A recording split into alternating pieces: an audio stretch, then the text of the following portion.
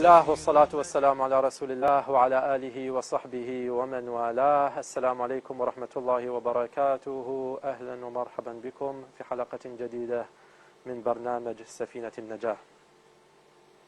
بعد أن أنهينا الكلام في آية الجعل، أرى أنه من المناسب أن ندخل في البحث إلى آية التبليغ. يا أيها الرسول بلغ ما أنزل إليك من ربك وإن لم تفعل فما بلغت رسالته والله يعصمك من الناس إن الله لا يهدي القوم الكافرين. هذه الآية قد استدل بها على أن الله سبحانه وتعالى قد أمر نبيه صلى الله عليه وآله وسلم أن يبلغ الناس بإمامة علي رضي الله عنه. علي رضي الله والنبي صلى الله عليه وسلم تحرج في بداية الأمر من أن يبلغ بهذه الولاية لكون علي رضي الله عنه ابن عمه، فأنزل الله سبحانه وتعالى: بلغ ما أنزل إليك من ربك وإن لم تفعل فما بلغت رسالته. وإن لم تفعل فما بلغت رسالته. فقالوا أن الرسول صلى الله عليه وسلم جمع الناس في غدير خم وقال: من كنت مولاه فعلي مولاه، اللهم والي من والاه وعادي من عاداه.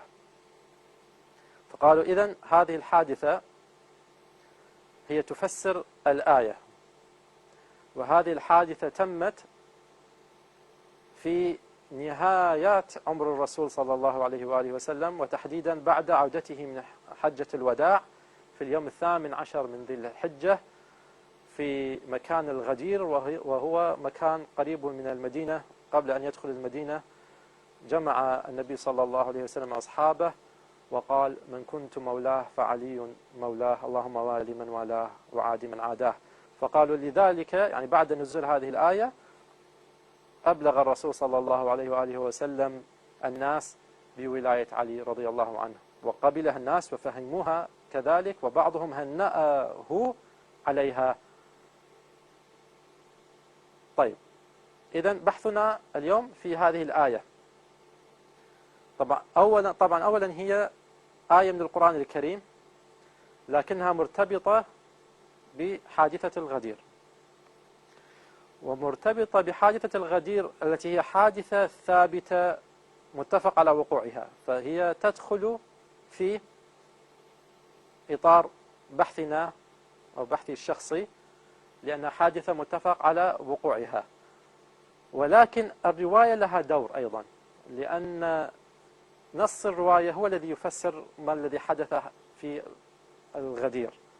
يعني جملة من كنت مولاه فعلي مولاه، اللهم والي من والاه وعادي من عاداه، سيكون لها أثر في البحث، ولكن نحن نقبل أيضا البحث ليس خروجا عن القاعدة، ولكنها لأنها حادثة متفق على حدوثها، والرواية تقريبا أيضا متفق على وجودها بهذا النص.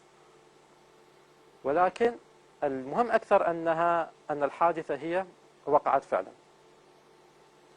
طيب، ستتداخل معنا مصادر البحث الأربعة. برأيي أن هذه الآية سيتداخل معها المصدر الأول القرآن الكريم، واللغة العربية، وكونها حادث اتفق على وقوعه، والعقل أيضا سيحلل منها شيئا. أول ما يمكن أن يطرح أن الحادثة أيضا ووقت وقوعها متفق عليه. مكان الحادثة ووقت وقوعها متفق عليه، وهو في اليوم 18 من ذي الحجة بعد انتهاء حجة الوداع، وعند عودة الرسول صلى الله عليه وآله وسلم إلى المدينة، وقبل وصوله إلى المدينة جمع أصحابه. الإشكال الأول الذي يطرح، وقد طرحه الكثير من الباحثين وأعتقد أنه لا يخفى عليكم، أنه لماذا النبي صلى الله عليه وآله وسلم لم يطرح الأمر في حجة الوداع نفسها؟ الناس هناك كانوا أكثر. في حجة الوداع شهد أكثر من 100,000 مسلم حجة الوداع، وكانت خطبة الوداع في حجة الوداع يعني خطبة مشهورة ومهمة، وتكلمت عن أصول الدين وعن أيضا بعض فروع الدين، وكانت خطبة جامعة. ولكن النبي صلى الله عليه وآله وسلم لم يتطرق إلى مسألة ولاية علي رضي الله عنه في خطبة الوداع، ولكنه بعد انتهاء موسم الحج وعودته إلى المدينة، وقطعا أنه لم يعد معه جميع المسلمين لأن بعضهم هو من أهل مكة، فبقى أهل مكة في مكة، ورجع أهل اليمن إلى اليمن، وأهل الطائف إلى الطائف، والذي عاد مع النبي صلى الله عليه وآله وسلم هم أصحابه المهاجرون والأنصار. فقبل وصولهم إلى المدينة أبلغهم بهذه الآية. الإشكال: لماذا إذا كانت هي ركن من أركان الدين وأصل من أصول الدين يجب على الجميع أن يؤمن بها، لماذا لم يطرحها الرسول صلى الله عليه وآله وسلم في حجة الوداع وانتظر إلى يوم الغدير؟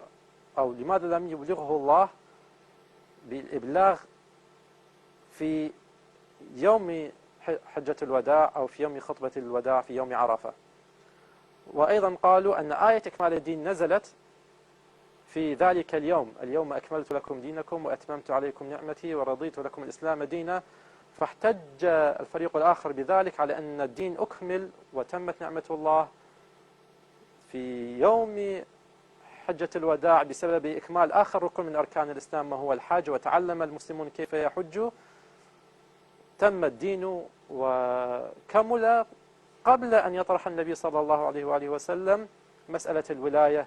فكيف نقول أن الولاية هي من أركان الدين ومن أصول الدين؟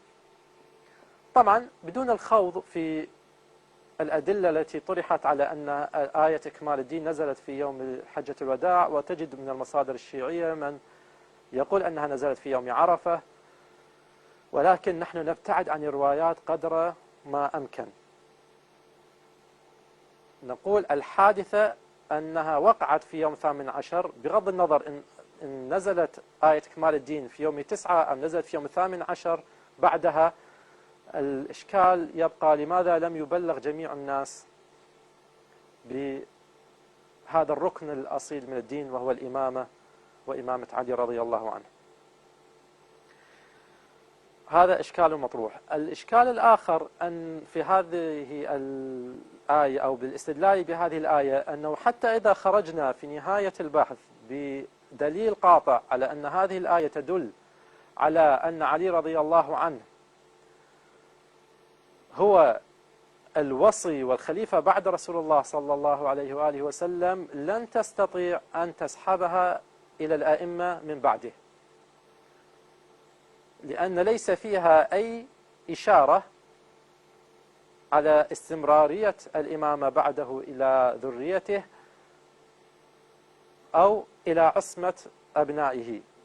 يعني هذه الآية شوية تختلف عن آية الجعل أو آية الاستخلاف التي سنتكلم عنها إن شاء الله بعد آية التبليغ.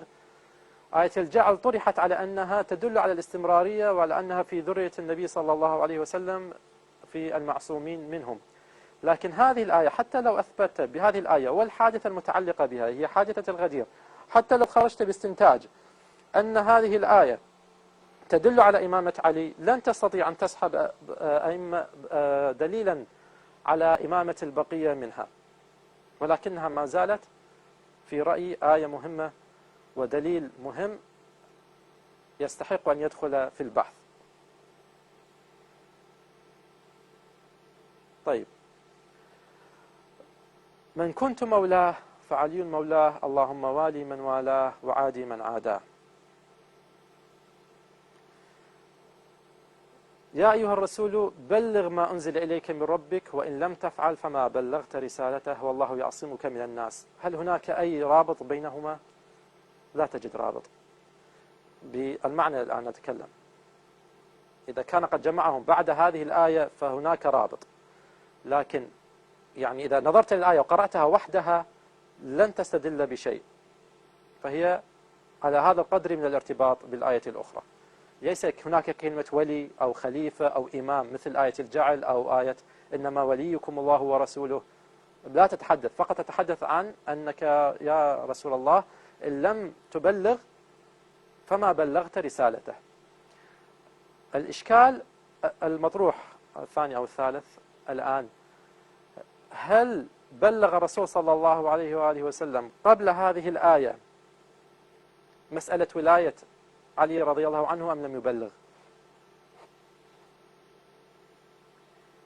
إذا قلنا أنه لم يبلغ بدليل أن الله سبحانه وتعالى قال له بلغ ما أنزل إليك من ربك وإن لم تفعل فما بلغت رسالته، إن لم تفعل هذا التبليغ الخاص بعلي رضي الله عنه فأنت ما بلغت رسالة الله سبحانه وتعالى، كلها تلغى.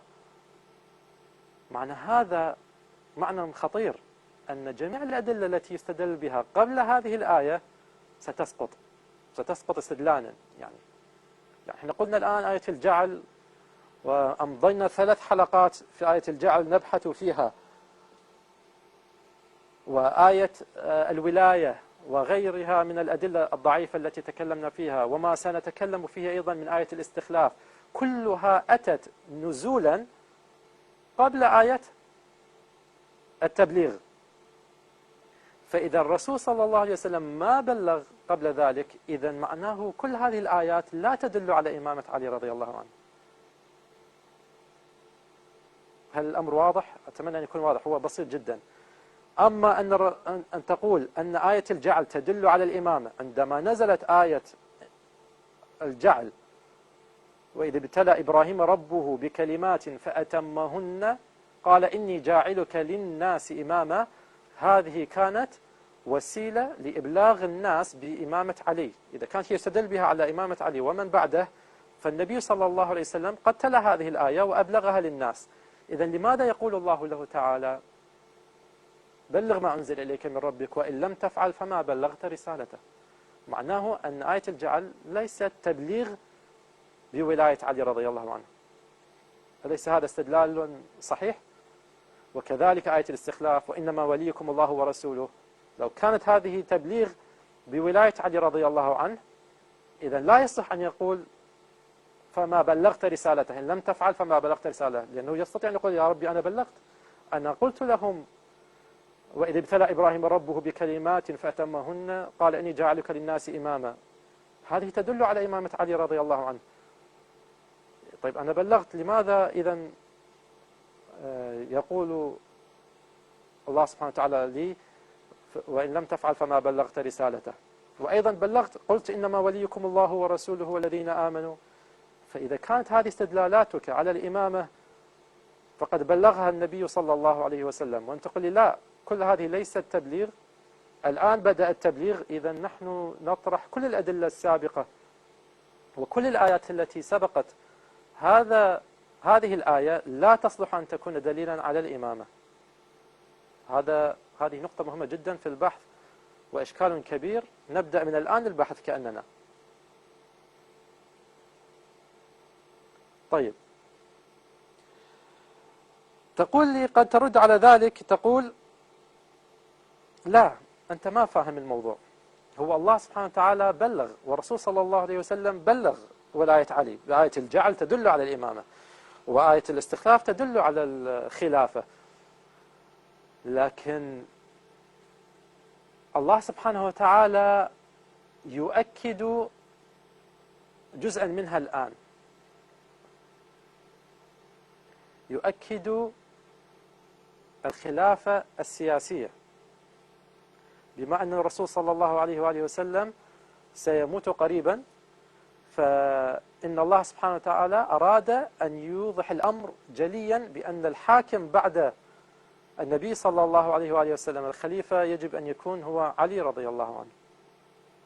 فهو بلغ قبلها، لكن هذا التوكيد لجزء منها، والتوكيد له سبب هو أن حياة الرسول صلى الله عليه وسلم ستنتهي، ويجب أن تكون واضحة للصحابة بأن الحاكم السياسي أيضا عليكم هو علي رضي الله عنه.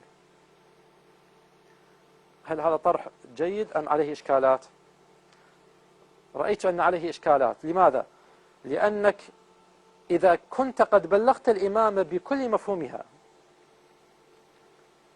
الوراثة عن النبي صلى الله عليه وآله وسلم، وعن علمه، يعني أخذ علمه ووصاية على الدين، بأن يكون الإمام بعد النبي صلى الله عليه وسلم هو يأخذ كل صلاحيات النبي صلى الله عليه وآله وسلم إلا الوحي. طيب النبي صلى الله عليه وسلم كان حاكما أم لم يكن حاكما؟ كان حاكما، وكان قاضيا، وكان هو الذي يستفتى في الدين. فإذا أنت أبلغت الإمامة بهذا المفهوم فهي واضحة للناس أن الجزء السياسي منها هو جزء أصيل منها. لماذا تؤكد فقط على مسألة الحكم السياسي وتقول وإن لم تفعل فما بلغت رسالته؟ يعني هل عندما بلغ الإمامة لم يكن واضحا أن هذه الإمامة تشمل الجزء السياسي منها، الخلافة السياسية؟ لا، تقول لي الإمامة هي هذا مفهوم الإمامة كلها واضح، والخلافة والولاية. طيب إذن لماذا لم يكن الأمر واضحا للصحابة أن الخلافة السياسية هي جزء منها، فاستدعى ذلك إلى توضيحها هنا؟